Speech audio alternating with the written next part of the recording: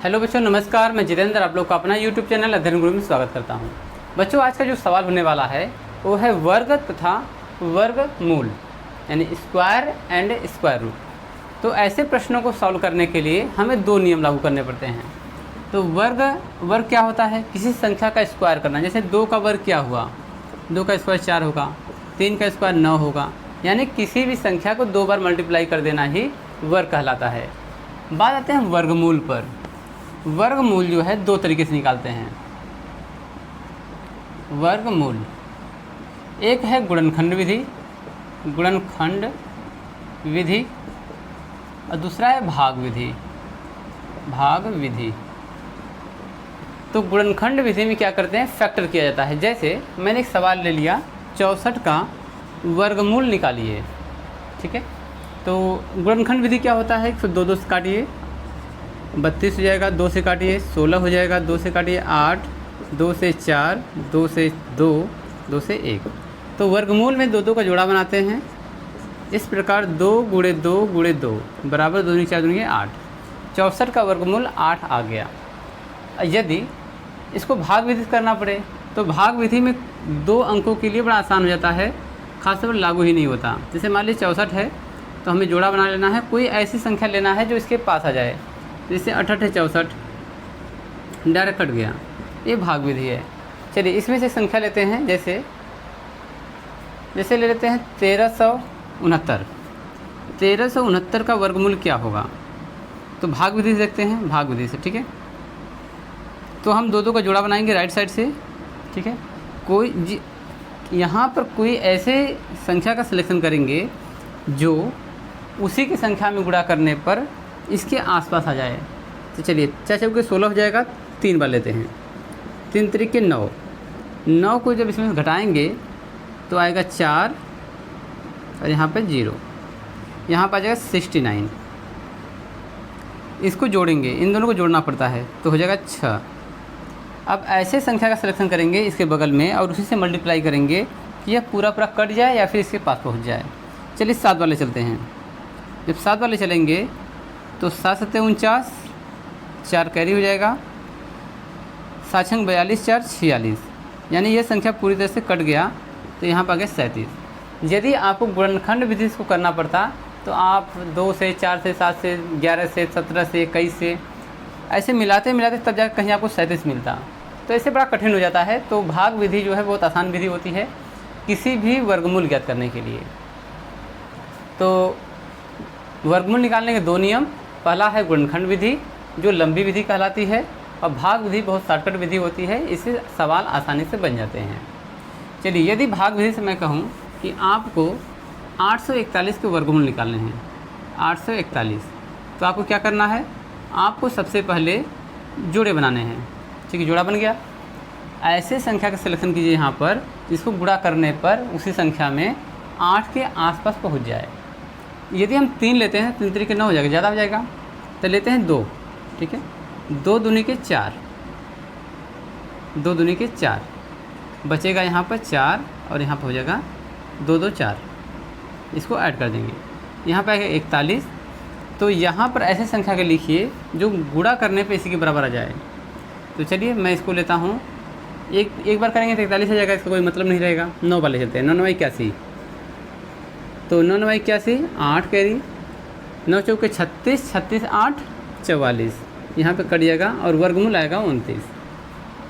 यदि हमें गुणनखंड विधि से करना होता तो हम सबसे पहले क्या करते? 3 से देखते, फिर 7 से देखते, 11 से, 13 से, 17 से, 21 से, 23 से, 27 से, तब जाके कहीं हम लोग 29 पहुँचते। तो इससे टाइम लग जाता। तो इसलिए भाग विधि जो है यहाँ पर शॉर्टकट विधि होती है, बहुत शॉर्टकट तरीके से सवाल बन जाता है। चलिए आते हैं सवाल पर अपने। तो हमारा पहला सवाल है, निम्न संख्याओं के वर्गमूल ज्ञात कीजिए। जैसे 0.81 है, ठीक है, इसका वर्गमूल क्या होगा? तो सबसे पहले 81 का जो वर्गमूल होता है 9 होता है, यानी कि हम 9 × 9 करते हैं ना। अब 9 × 9 तो हो गया, यहाँ 0.2 अंक पर है। यदि 1 दशमलव यहाँ पर लग जाए, 1 दशमलव यहाँ पर लग जाए तो हमें दोनों अंक मिल जाएंगे। तो वर्गमूल कितना हो जाएगा? 0.9। चलिए दूसरा सवाल जो है, पहला हो गया आपका, दूसरा 0.0025। तो 25 का जो गुणनखंड 25 का जो वर्गमूल होता है 5 गुणे 5 होता है, 5 गुणे 5। अब कह रहा है कि यहाँ पर दशमलव जो 4 अंकों पर है। जब 4 अंकों पर है तो 4 अंकों पर तभी आएगा जब दशमलव 2-2 अंक पर लगे होंगे। ठीक है, तो जोड़ा बना देंगे, 0.05 आ जाएगा वर्गमूल। नेक्स्ट नंबर है तीसरा 0.021 1:1। तो 121 का वर्गमूल जो होता है 11 होता है। ठीक है, तो 11 गुणे 11 करेंगे। अब दशमलव यहाँ पर लगा है कितने अंक पर? 4 अंकों पर, तो 2-2 अंक तो है ही, तो दशमलव यहाँ पे हम लगा लेंगे, आपसे हमारा आंसर बन जाएगा। गुणा करेंगे तो 4 अंकों पर दशमलव लगेगा और 11 वर्गमूल तो पहले ही है। आगे आते हैं क्वेश्चन नंबर 4 पर।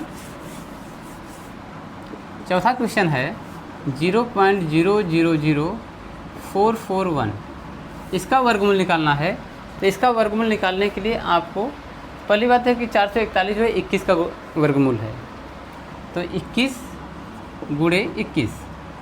अब यहाँ पर दशमलव लगा कितना? 1 2 3 4 5 6 अंक पर दशमलव तभी लगेगा जब यहाँ पर 3 अंकों पर होगा। तो यहाँ पर 3 अंकों पर आप लगा दीजिए, तो वर्गमूल कितना हो जाएगा? 0.021। एक बार लेना है तो आपका आंसर यहाँ पर 0.021 बनेगा।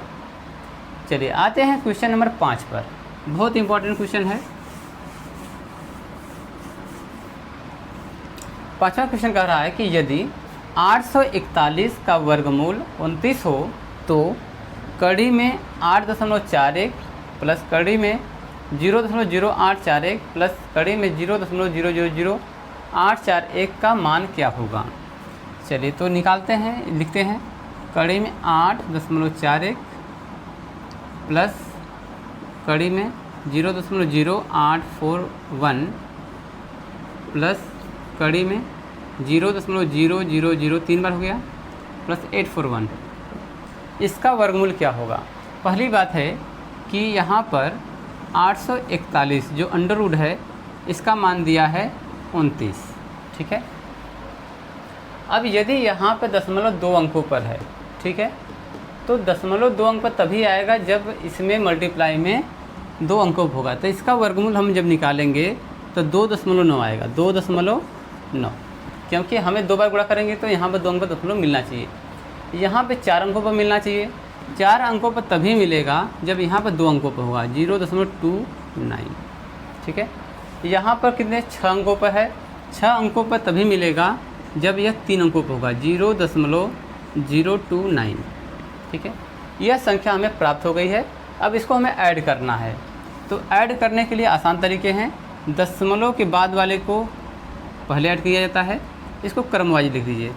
2.9 0.29 0.029 ऐड करिए 9, ये 11 कैरी 1, 11 1 12 कैरी 1 3, तो 3.219 3.219 यह आपका आंसर बनेगा। अब बिल्कुल सही भी है। इसी आधार पर आपका नेक्स्ट क्वेश्चन भी है, बिल्कुल इसी के आधार पर है। चलिए इसको लिख लेते हैं यहीं पर। तो सवाल नंबर हमारा ये हो गया 5, ये है 6। तो कड़ी में करा 961 का वर्गमूल हमें दिया है 31। तो करा है under root 9.61 plus under root 0.0961 plus under root 0.000961। इसका हमें मान बताने हैं। ठीक है, तो यदि कड़ी में 61 का मान, कड़ी में 61 का मान आपको दिया गया है, कड़ी में 61 का मान कितना है? वो है 31। तो यहाँ पर दशमलव 2 अंकों पर लगा हुआ है, तो इसका मान हो जाएगा 3.1 प्लस यहाँ पर 4 अंकों पर लगा है तो 0.31 प्लस 6 अंकों पर लगा है तो 0.031 आएगा। ठीक है, इसको क्रमवाइज लिख लीजिए ऊपर से नीचे। 3.1 0.31 0.031 ऐड कर दीजिए 141.3। हाँ 4 आएगा। ठीक है, तो 1443, तो 3.441 आएगा इसका आंसर। ऐड करने सभी वर्गमूलों को ऐड करने पर 3.441 आएगा। चलिए क्वेश्चन नंबर आते हैं 7 पर। 7वां क्वेश्चन भी उसी आधार पर है। 7वां क्वेश्चन जो है कह रहा है 1369 का जो वर्गमूल है वह दिया गया है 37। तो आपको निकालना है कड़ी में 13.69 प्लस कड़ी में 0.1369 प्लस कड़ी में 0.001369 अंक पर हो गया। ठीक है, ऐसे सवालों को वर्गमूल निकालते हैं। तो यहाँ पर 2 अंक पर है तो 3.7 हो जाएगा, प्लस इसका हो जाएगा 4, यानी कि यहाँ पर 4 अंकों पर है तो 2 अंक होने चाहिए, 0.37 प्लस यहाँ 6 अंकों पर है तो 0.037 6 अंक हो गया। अब जो है इसको जोड़ेंगे 3.7 0.37 0.037 ऐड करिए तो 7 10 की 0 कैरी 1 10 की 11 कैरी 1 4 4.107 इसका ऐड करने पर आएगा। तो आगे चलते हैं, क्वेश्चन नंबर जो है 8वां इसमें कैसा बनेगा देखते हैं टाइप। तब तक आप नोट कर लीजिए।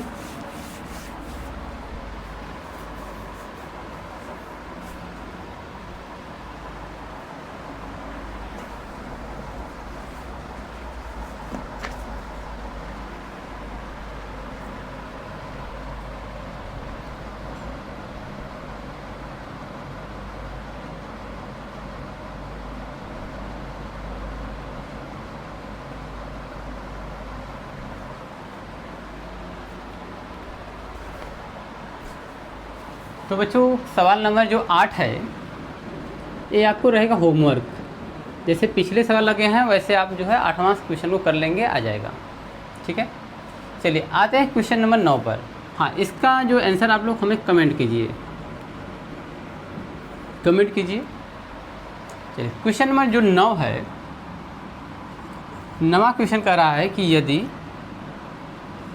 कड़ी में 256 भागे कड़ी में x बराबर 1/3 हो तो x की वैल्यू क्या होगी, x की वैल्यू क्या होगी। यानी कि यहाँ पर x का मान निकालना है। बहुत आसान सवाल होते हैं। देखिए तो यहाँ पर डिवाइड है तो इसको अपान में लिखते हैं। कड़ी में 256 बटे में कड़ी में x बराबर 1/3। अगर दोनों कड़ी लगा हुआ है तो हम क्या करते हैं 256 बटे के x अंडर रूट लगा लेते हैं। अब यदि अंडर रूट लगा है तो हमको क्या करना है, इसको हटाना है। इसको हटाने के लिए क्या करना पड़ेगा हमें, 256 बटा के x बराबर ये जो कड़ी है ना, जो कड़ी का वैल्यू होता है 1/2, पावर में 1/2। तो जब यहाँ पावर में 1/2 होगा तो इसको इस साइड भेजेंगे तो 1/3 का स्क्वायर हो जाएगा। तो देखिए क्या हो जाता है 256 बटा के x बराबर 1/9। जब हम x की वैल्यू निकालते हैं, जब हम x की वैल्यू निकालेंगे तो 9 को इस तरह के गुणा करेंगे, x का उधर चला जाएगा तो 9 गुणे 256 तो x बराबर क्या आ जाएगा 9 छक 54 5 9 5 45 50 5 कैरी 9 2 18 5 23। तो x की वैल्यू 2304 आ जाएगी। यदि ऐसे सवाल देते हैं, बहुत आसान सवाल होते हैं, कड़ी का मान 1/2 होता है, जब इधर से पंक्षांतरित करेंगे उस साइड भेजेंगे तो स्क्वायर हो जाएगा। इतना आपको याद रखना है कि इसके पावर में लग जाएगा। ठीक है, चलिए आते हैं सवाल नंबर 10 पर। करा कि यदि x बटा के 144 बराबर 5/12 हो तो x की वैल्यू क्या होगी, x का मान क्या होगा। इसको आप नोट करिए और तब तक अब इसको आप लगाते रहिए। आपको हम 1 मिनट का टाइम दे रहे हैं।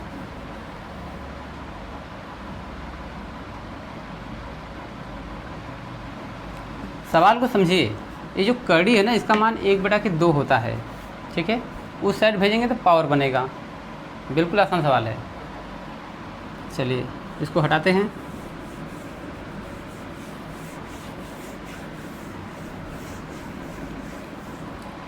तो 10वां सवाल है, कड़ी में x बटा के 144 बराबर 5/12।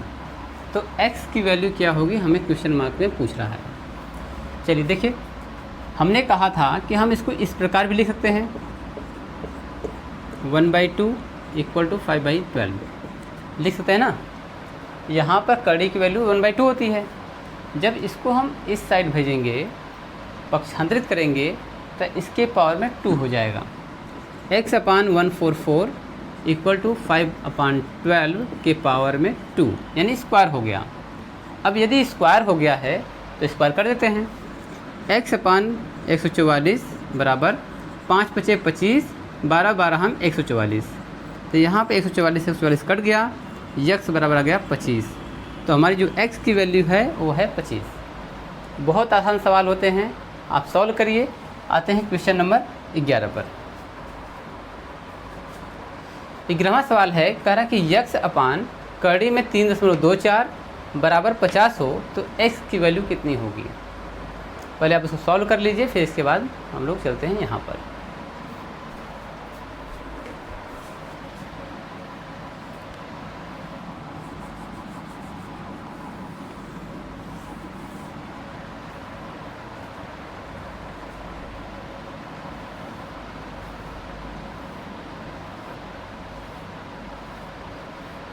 चलिए क्वेश्चन नंबर 11 है,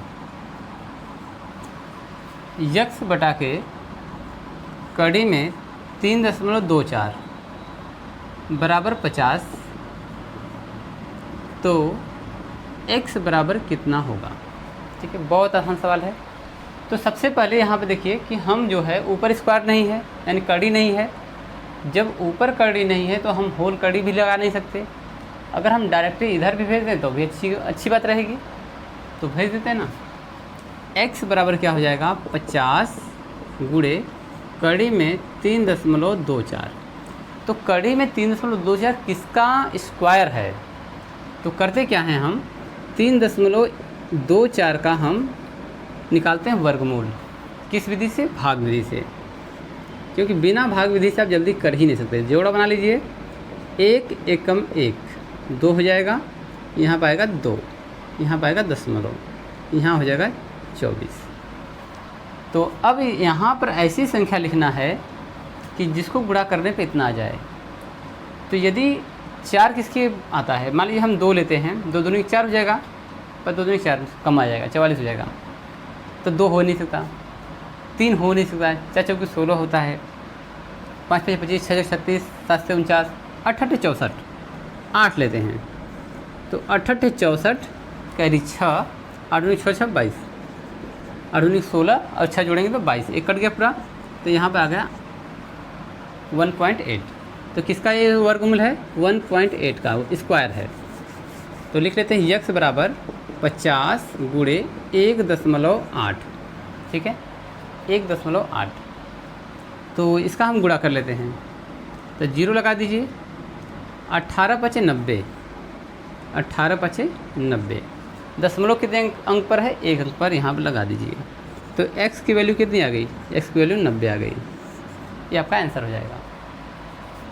ऐसे सवाल आपको बहुत मिलेंगे। ठीक है, तो आप प्रयास करिए कि आप सवालों को सीखने का प्रयास कीजिए, कैसे अप्लाई हो रहा है, समीकरण के रूल लग रहे हैं।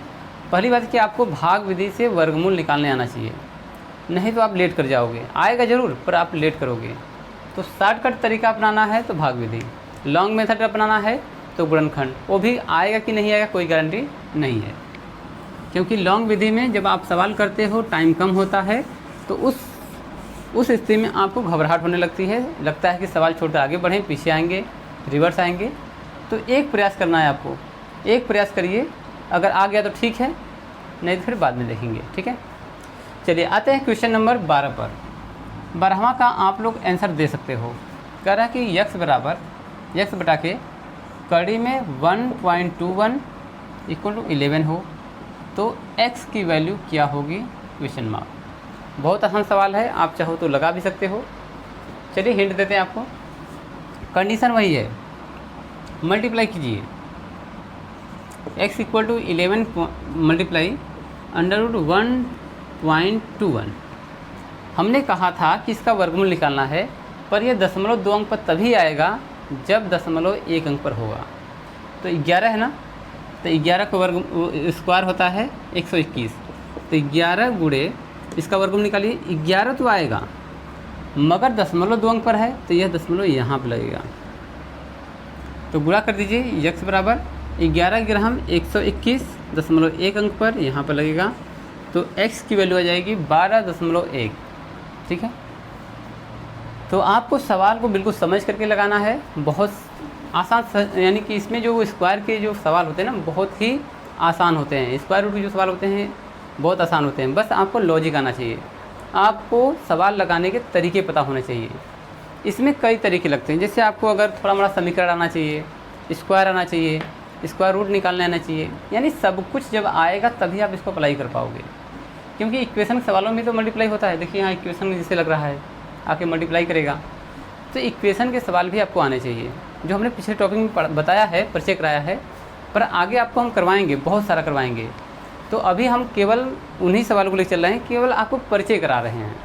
अगर आप परिचय करने में अगर सीख गए तो आपको समझिए कि 90% जो है मैथ तैयार हो जाएगा। ठीक है बच्चों, धन्यवाद।